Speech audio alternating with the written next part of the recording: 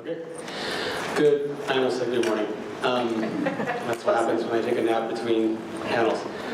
Good afternoon. Welcome to Hindu Mythology. We're going to start off by introducing our panelists. So let's pass it off and let them share who they are. Good afternoon. My name is John Lundwall. I have a doctorate in comparative myth and religious studies. Book, Mythos and Cosmos, Mind and Meaning in the Oral Age.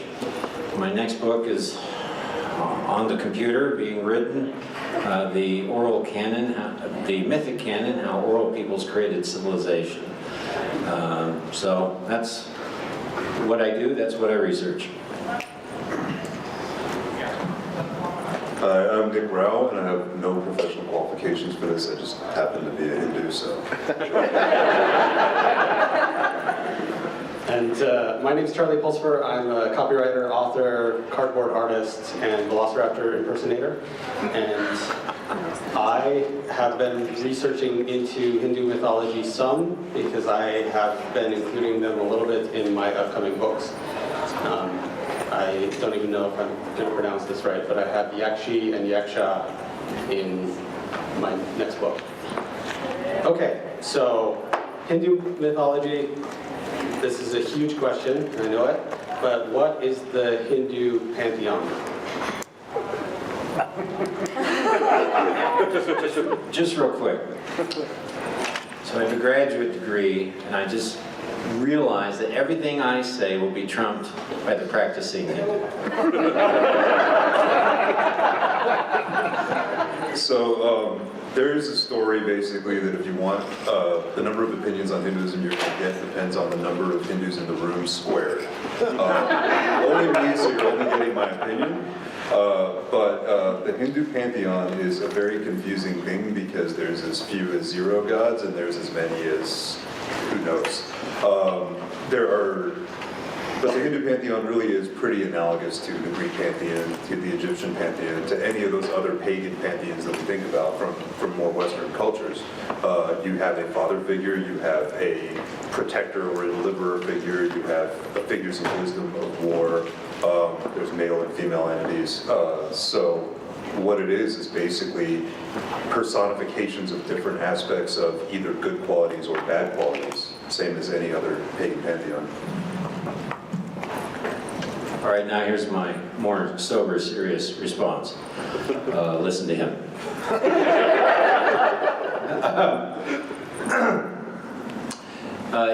Hinduism, like many ancient religions, and the Hindu faith goes back, well, actually, classical Hinduism is about 300 CE and after, but before that, you know, the Vedas go back to 1500 BC, and they're all inherited from previous traditions. So this goes back a long time.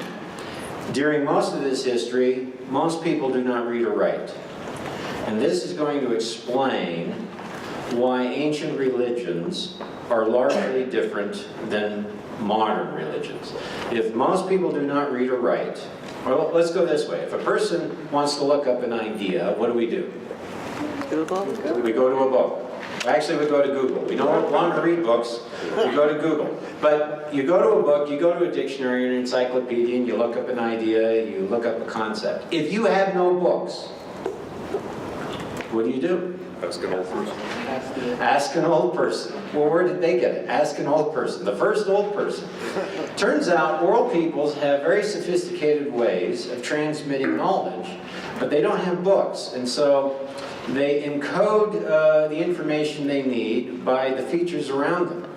So, and generally, the information they need is what they use to survive or live on. I'm going to take 5 minutes, and I'll pass that. Okay, sorry. So, for example, there's a particular tree that produces a particular fruit during a particular season of the year when the stars are in a particular position, right? And the fruit is particularly best if you pick it at night. And they actually figured this out, right? And so what do? To remember all that and to teach it down to the next generation, you assign to that tree a divine name, a spirit, right? And that is associated with a particular season, or a particular star that announces that season, with the fertility or symbolized by the fruit produced by that tree, right? So you have all these associations that are put on this divine image or name. Well, the problem is you have 100 different trees, right? No books, and then you got, you know, rocks and rivers and the whole thing. So here's the thing: the oral mind automatically creates polytheism.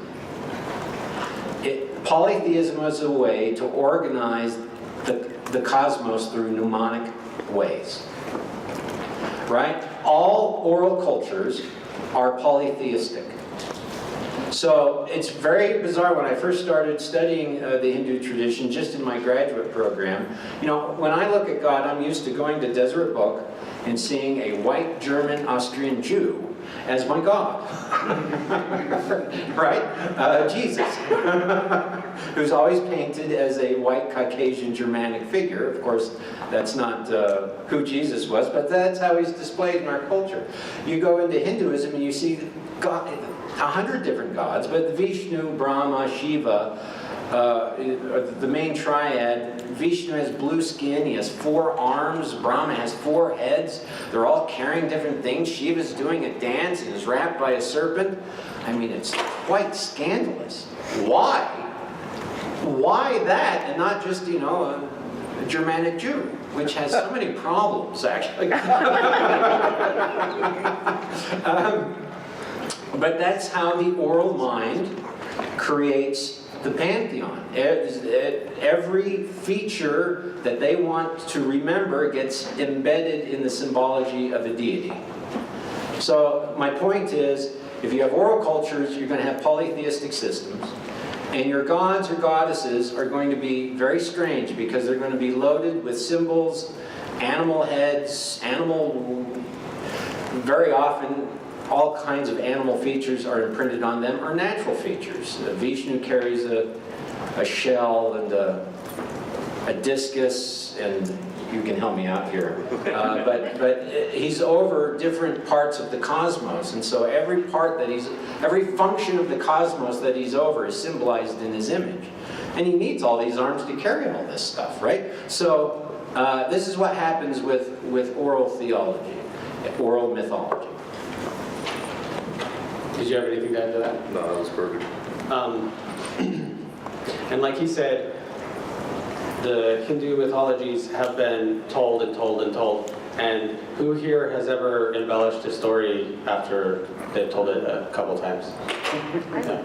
And it gets passed on to another person who is more flamboyant and more creative with the story. And so there are so many different versions of the same mythologies that still exist and are being told and shared. But he said that it's anywhere from 0 to, I think people estimate it up to like 300 million. Yeah, that's a lot. Yeah, different deities. And some of them are the same deity, just different aspects or different incarnations of the same deity. Yeah. And and a lot of them believe in one main unknowable God. And then all these other deities are versions or impressions of that God. And then, so it really is a very diverse and rich and interesting religion and mythology. Unlike modern religions, which are usually founded on one person who founds it, or one book, and then it goes from there, and so they're very strict, and this is the way it is. And Hindu followers will have their own ways of demonstrating their beliefs, and different versions of aspects of the same deities that appeal to them, that they reach out to. Does that make sense? Yep. Okay. Just real quick, so in India, you have separate city-states, right? 50 miles away, people in a different village or city can be actually speaking a different dialect that you don't understand. So all their deities are very similar to your deities, but they have different names because it's a different dialect, right? And after a while, you have all, scores of city-states and villages, each with a different naming of a pantheon, and this is what comes together. And pretty soon you have 1,000 different names, because as they assimilate, actually the features of them assimilate onto each other pretty closely, but they retain the names, right? And so it gets complicated. I just want to make one more point. We have this idea that in mythology, every succeeding storyteller embellishes the story. Even ancient storytellers understood that. Everyone caught the biggest fish, right? They wanted to limit how far their stories could digress, because they recognized that could happen. And so in actually formal mythological systems, they have limiting ways so that people cannot make stuff up. So that would take me another 5 minutes, but the point... Share it anyway. The point is... Go on, tell us, John. We've got a practicing Hindi. I can give you an example. This is so ironic that the academic takes all the time when the guy who actually knows... He said he had an example. What's that? He said he had an example. Okay, example. So actually the way the Vedas, the original texts from Hinduism, which whether you call something original, it's agglomerated over 2,000 years is kind of whatever. But they were transmitted orally because we didn't have, it's humid and it's wet and things decay quickly, so we had to figure out a way to transmit it orally. People learned it as nonsense words. So take, for instance, I need to come up with two-syllable words, which is now too hard for me. Someone give me a two-syllable word. Wagon. Cookie. Okay, so apple and cookie, these are going to be our two words. Now, I'm the student learning it, and how I have to learn this is hoku ki. So I have to learn it as nonsense words. I take the second syllable of the first word and smack it onto the first syllable of the next word. So since I'm learning nonsense, I'm learning these as sounds. I'm learning these completely independent of what's actually being said. And it's only when I say it that it becomes alive again. This makes it really hard to change the words, let alone change the entire story. And if you're a lazy student, you're not going to go through all the trouble to rewrite everything and then rememorize it with the weird words. Wow. That's cool. Okay, what are some of the myths and legends within this pantheon? Just a few, because I'm sure there's not very many. I'll start. So Hinduism has a lot of myths that are pretty universal, the kinds of myths that we read about in everything. Probably what makes it unique, well, a lot of religions also have a resurrection figure. There's Osiris in ancient Egypt, there's Jesus, of course, in Christianity, there's Vishnu, who is our main resurrection figure in Hinduism. Now what makes him kind of weird is he is apparently not very good at his job, so he needs 10 times to do it fully. And he has come down 9 times already, and the 10th time is actually really analogous to rapture. So he's going to come down and be like, yeah, we tried, but Earth has descended into chaos and evil, so I'm just going to give up and start over. There's some interesting parallels, because when he comes down, he will save the righteous, and he will rid the Earth of the evil ones, and he will wield a comet as a sword, kind of like Jesus and his blazing sword. So there's an interesting parallel there. One of my favorite Hindu legends, though, it has to do with the creation story. And the creation story is that literally they had to create the galaxy of substance by basically literally churning the primordial goo until it turned into actual things, until it turned into the planets and the stars and the moon and everything. Which is actually exactly what happened with the solar system, so I think it's a really cool story. Of course, they tell it in a weird way, involving butter and a turtle that they had to put the churn on top of, and then a fish that carried the earth up from the ocean of the primordials. I don't know. But the point is, it's really analogous to life on Earth. The other really cool thing is there's a lot of legends about people using legalistic methods to get a boon from God, praying for things, and God being like, fine, you've been praying for 10 years, shut up, here you go. But God always finds a way to kill you if you're unrighteous, and we're just finding a way to get it. That's kind of some of the elements that I really like about Hinduism and Hindu myths. So I'm just going to quickly talk about how they limit the chaos of the repetition of story, and then talk about a story that exemplifies that. So oral cultures try to replicate their cosmology, right? So the way the universe runs, if we can repeat that, our universe is going to run well. And this is almost a universal feature. This is called Dharma in Hinduism, the underlying right order. In fact, our word for ritual comes from the Vedas, Rita, Sanskrit, which means the right way.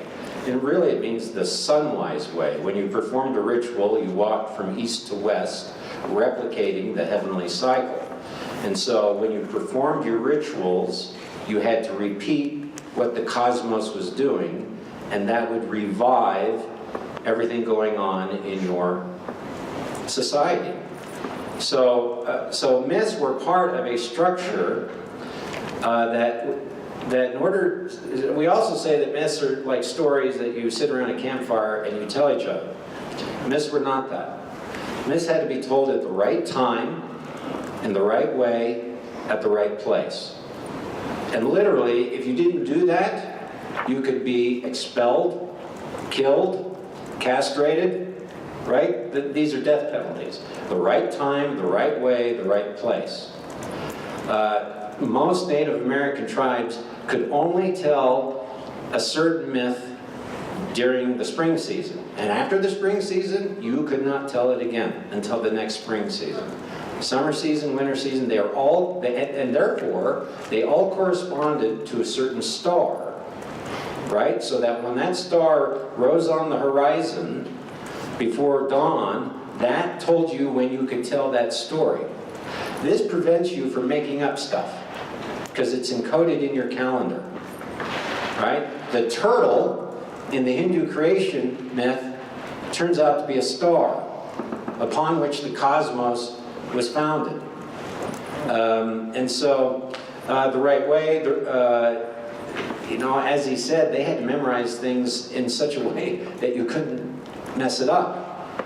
And actually oral peoples, they did a study, Walter Ong, Orality and Literacy, it's a great book. An anthropologist went to Siberia to study an oral culture. This was like 80 years ago. And he sat down with the person in charge of the memories of the culture, and he recited to this person a 100-line poem. Okay? The guy didn't read or write. He recited it once. It was part of an experiment. A year later, he came back.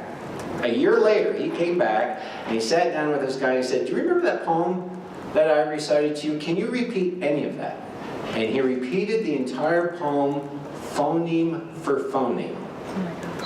Right? Now we think that's impossible. I think that's impossible. But their memory keepers develop highly sophisticated ways of keeping memories, which prevent them from making stuff up.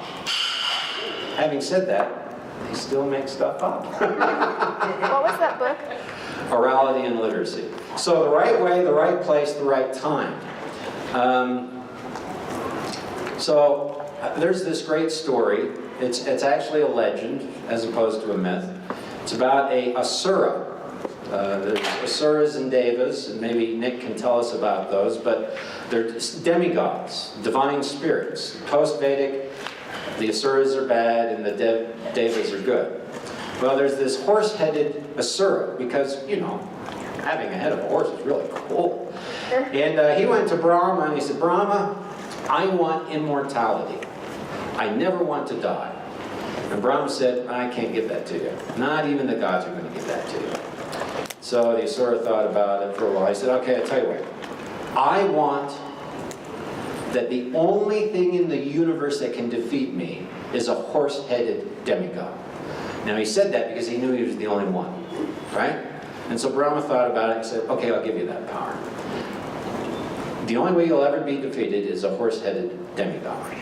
So the Asuras said, great. And as soon as he got that power, he stole the Vedas, which was the sacred scripture of all the worlds. Not just the Hindu people, this is the sacred scripture of all the worlds. Well, as soon as he stole the Vedas, Hayagriva is the name of this Asura, it put the universe in chaos because the Dharma was out of work. And so the Devas went to Vishnu and said, Vishnu, actually they went to Vishnu to fix this, and Vishnu was sleeping on his war bow. And they couldn't wake him up, so they ate through the war bow until the string snapped, decapitating Vishnu, which is a perfectly logical thing. Right? Your creator God just got decapitated. So they take headless Vishnu and they sew a horse's head on him. Then they wake him up, and Vishnu is able, because he has a horse head, to go defeat the Asura. Now what's interesting about this story is it's a late story. But there's another story in the Ramayana, which is a Hindu epic. Rama is a prince. His wife Sita is captured by an evil demon, Ravana. And he takes her down into a southern island across an impassable sea, which is where Heracles goes to find immortality, by the way, across the impassable sea, which is actually where Horus and Osiris have to go in the afterlife, which is where Gilgamesh must pass in order to find Utnapishtim, across the impassable sea. These are universal motifs. So Rama goes across the impassable sea, and he can't get across it. So he has his... Am I good? I'm giving this right back to you when I'm done. And then I'm done, all right? So Rama can't get across this impassable sea, just like Gilgamesh couldn't. And so he asked his companion Hanuman, the monkey god, to help him. So the monkey god gathers all his monkeys, and they pick up all these mountains, and they throw it into the sea, because they want to form a dike and walk across the dike to this island in the far south. Well, no matter how many mountainsides they throw in the sea, no dike ever forms. And so Ram is so angry that he pulls out his war bow, and he threads an arrow, and he points it at the ocean and says, unless you cause this dike to appear, I'm going to shoot you. Well, what good would that do? Right? I mean, the logic of these stories is just driving me crazy. You're going to shoot an arrow into an ocean? And anyway, he pulls out his war bow, and as soon as he does, a woman appears out of the waters. It's not our theory. And she says, there is a great hole where you are at, where the secrets of immortality are kept. And you keep throwing all your mountains into the hole. Move 5 feet that way and it'll work. Oh, so Rama moves 5 feet that way, and the monkeys throw the mountains in the water, and they're able to go and save Sita, his wife. What's interesting, though, is we have another story with a war bow connected to immortality, right? And so that's interesting, especially when you realize that Heracles does the same thing. When he in his 10th labor, he goes to Erythea, across an impassable sea, and he's beset by floodwaters, and he pulls out his bow and threatens Oceanus, the ocean god. There's actually several examples. In the Dendera astronomical map in Egypt, the goddess in charge of life holds a war bow, and she's in the south. So we're hitting upon a tradition. It tells you that these mythologies are not just campfire stories. In fact, they never were. They are teaching the secrets of their theology. And all we get is the shell of it, right? Which is really sad. Because associated with these stories were rituals, cosmology, calendars, all that's gone. All right, I'm done. All you. So, that story about Rama getting across the sea to the impassable island, that's actually Sri Lanka, off the tip of India. And actually there is a land bridge there that probably appeared at some point, and this may have been the basis for what we call Ram Setu, this isthmus of land that, it's like 5 feet underwater right now. It's 5 or 6 feet underwater. It's there. You can see it on a satellite if you pull up Google Earth. And so the thought is that when that got exposed, that may have been the impetus for this legend. The other thing that is, there's many weird things about our religion. Let's face it, it's the weirdest religion practiced right now. But one of the many weird things is that there's a consistent history of people's heads getting chopped off and then them just sewing on an animal head, and then there we go, we're good.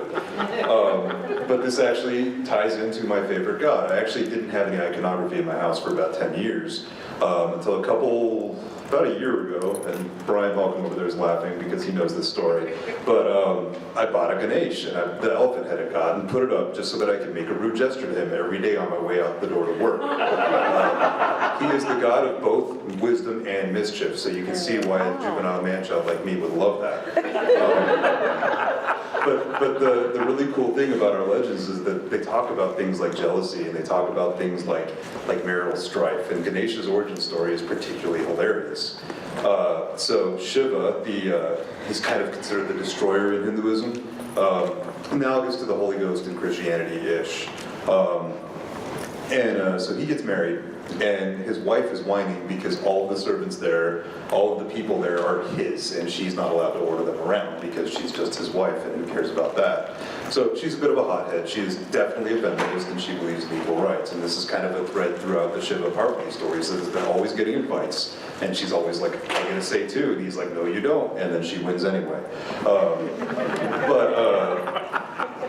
But yeah, they're basically always trying to one-up each other, and I think it's hilarious. It's probably, if I ever get married, what my marriage is going to look like.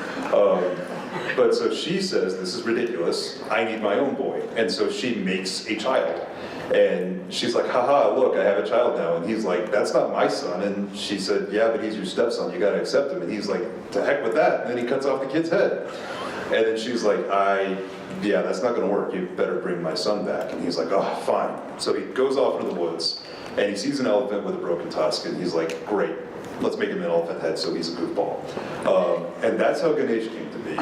But here's a classic Ganesh story for you. Ganesh's older brother, who's the biological son of both Shiva and Parvati, is the god of war, and he is known for being the fastest god of all the gods. And Ganesh is known for being lazy and eating sweets, basically the Hindu equivalent of crumpets. And so they get into an argument, and the god of war, Murugan or Kartikeya, he's like, I don't understand why everybody likes you better, Ganesh. Like, you have an elephant head and you're fat, and look at me, I'm the god of war, and I'm on a beautiful peacock, and I kill things, and I'm fast. Why do you get all the love? And the parents are like, no, we love you guys equally, we do. And then Kartikeya is like, no, we're going to prove once and for all, I'm the better son and I deserve more love. And so they decide on a contest to go 3 times around the world. And so Kartikeya takes off like a rocket. He starts racing across the world on his peacock, which is weird to me, because if you've ever seen a peacock fly, especially a male peacock, they're slow creatures.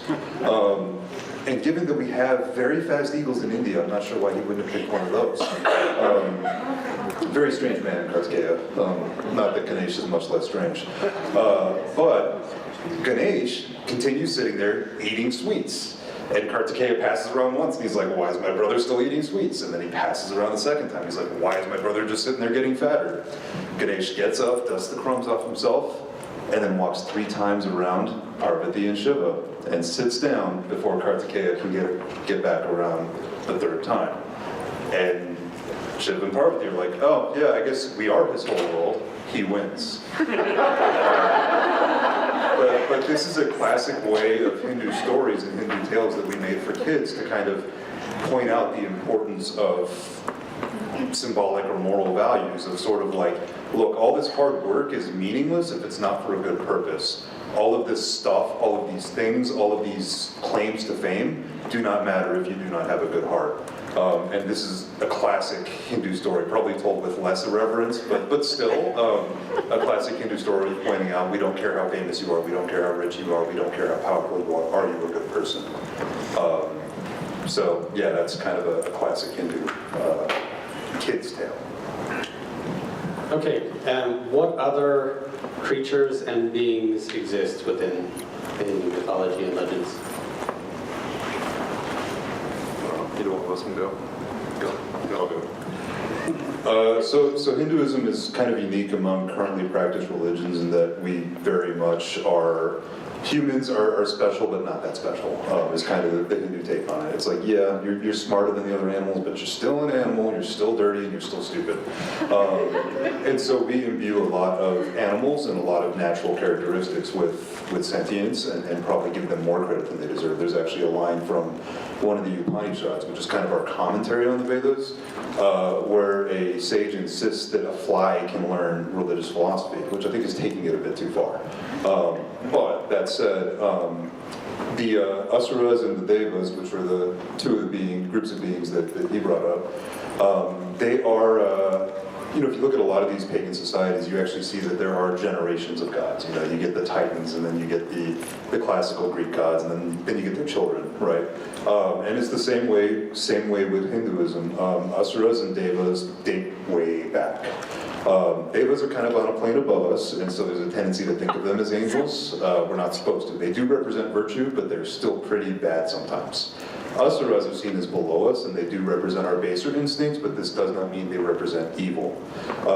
Historically, Devas are depicted as being very light-skinned because, like most cultures, we associate light skin with good virtues and dark skin with poor virtues. So the Devas are kind of hairless and light-skinned, and the Asuras are kind of like me, dark and hairy.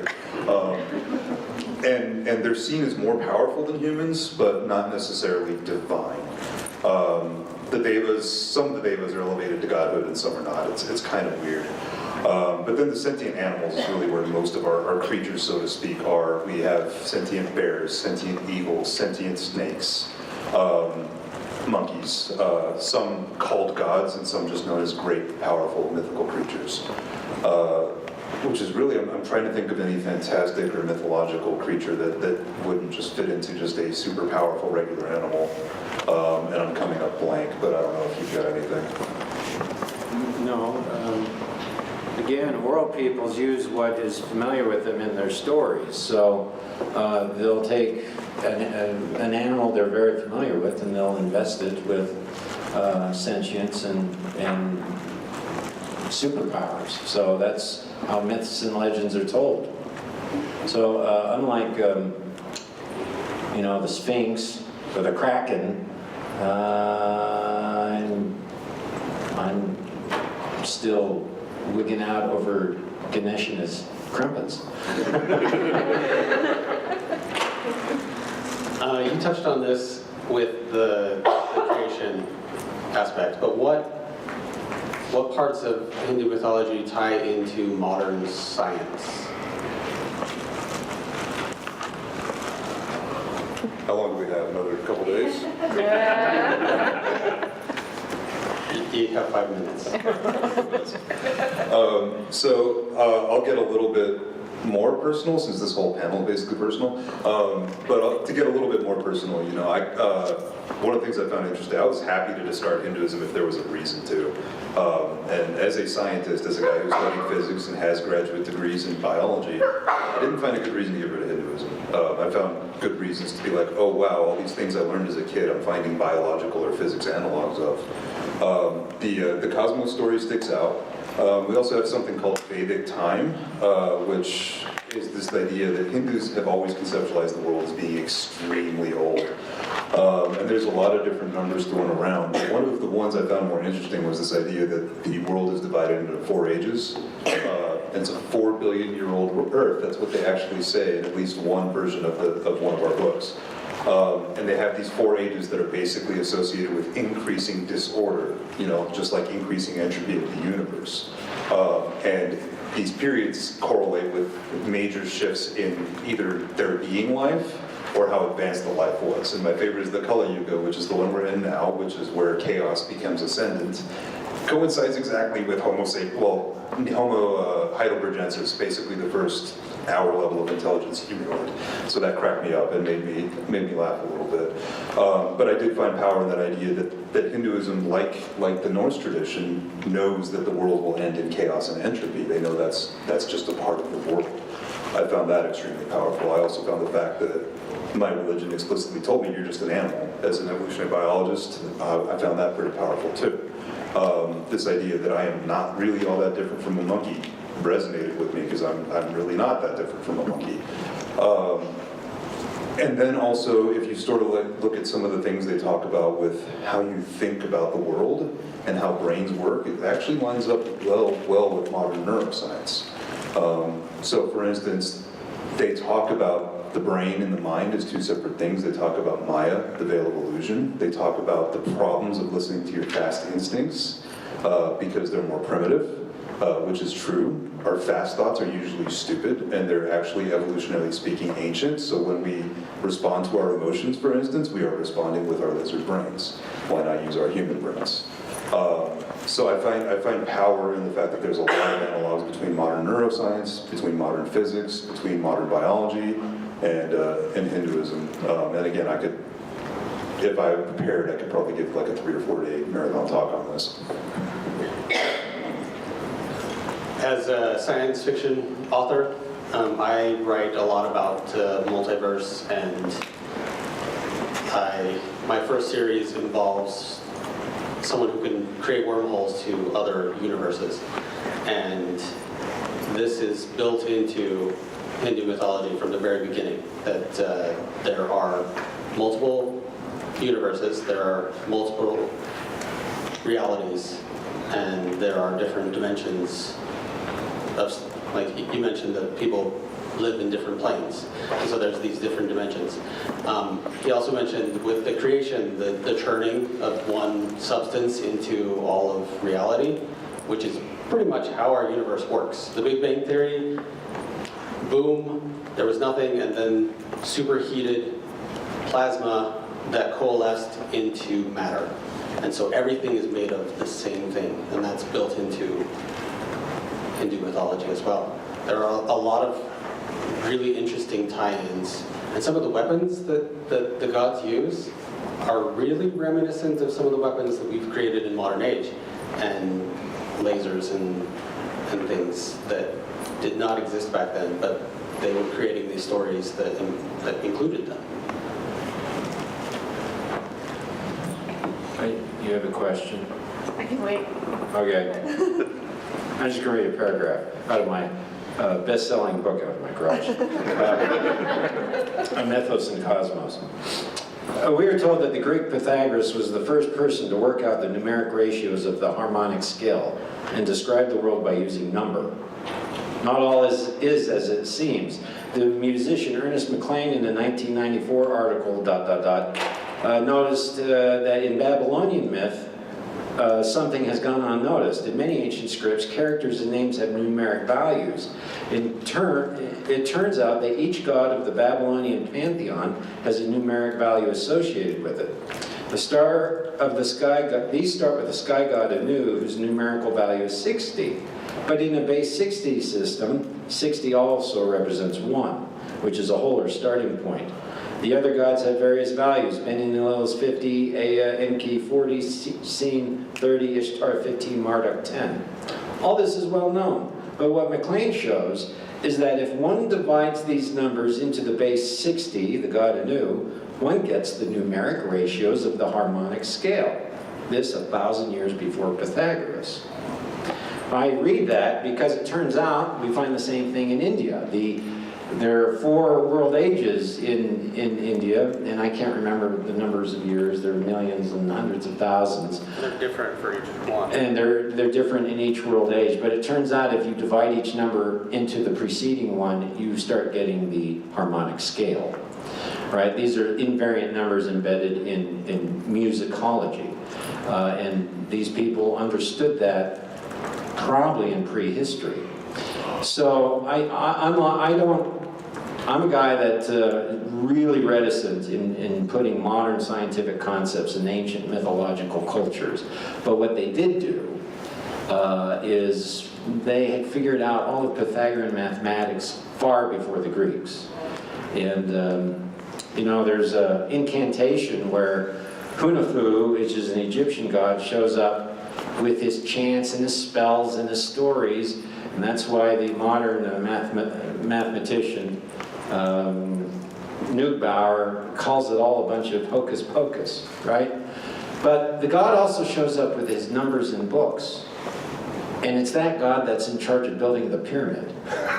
So with his stories and his chants and his songs and his rocks and his sticks, he builds the Great Pyramid. It tells us that something else is going on behind myth and religion that we have forgotten, right? I just wanted to say one thing. So there's a book out there, Dancing Woolly Masters. I don't know if anyone's heard of the title. There's also The Tao of Physics by Fritjof Capra. But kind of a semi-well-known thing is that the fathers of modern physics, the people that figured out how to make nuclear weapons and quantum theory and relativistic stuff, were mostly German. I think that part's well known. But Germans at the time were really interested in Hinduism and Buddhism and Taoism.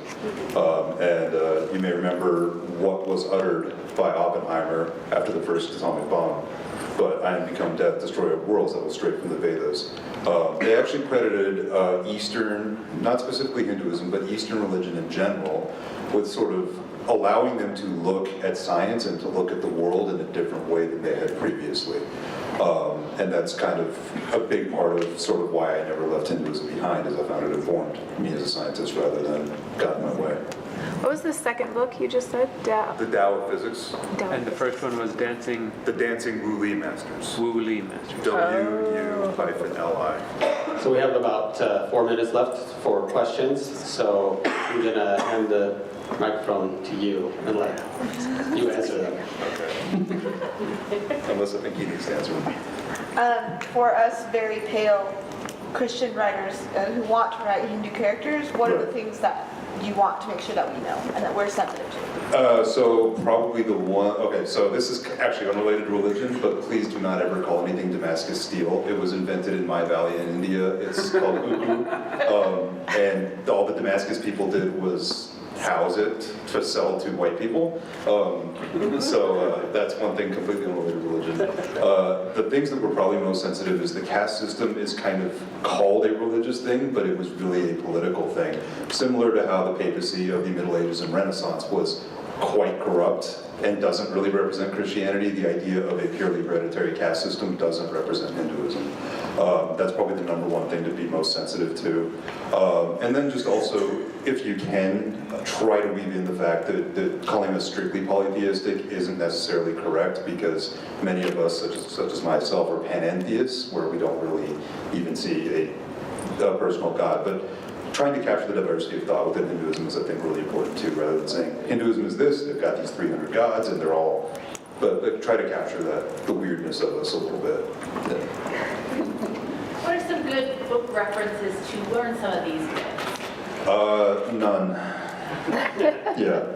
So every book I've ever looked at, and I've looked at hundreds because I get this question so much from people, is either written by someone who is fundamentally misunderstanding Hinduism or someone from a specific school of thought within Hinduism who's trying to preach as if it's everything. The only book I'd say that's even worth reading is The Many, Many, Many Gods of Hinduism. It's like $2 on Amazon. Okay, I gotta ask you, have you read that book? It looks like a picture book, and it was written by like one of the famous people on late night television. Do you know the one I'm talking about? No idea. Okay, I will send you it and you can tell me the writer. Okay. Does that sound good? Yeah. Cool. Way in the back. The telling of the myths at the right place at the right time, is that tied in with agricultural tradition? Like, this is time to sow, this is the time to harvest, that kind of thing? Absolutely. So, like, actually, the Vedas are pretty cool because one of the things, another thing I like about Hinduism is how early it is. If you look at the Vedas, there's lots of high-minded philosophical stuff, but there's also stuff like do not gather water downstream of where you put waste in. That's literally in the Vedas. So they're very pragmatic, and yeah, we have festivals that are associated with harvest time, that are associated with the solstices, that are associated with times of potential drought, times of potential plenty, the monsoon. All these things go into sort of when we pray to certain gods or goddesses and when we listen to certain stories. You might actually have more to add on that. I do, but we don't have time. Yeah, we are out of time. So thank you all for coming.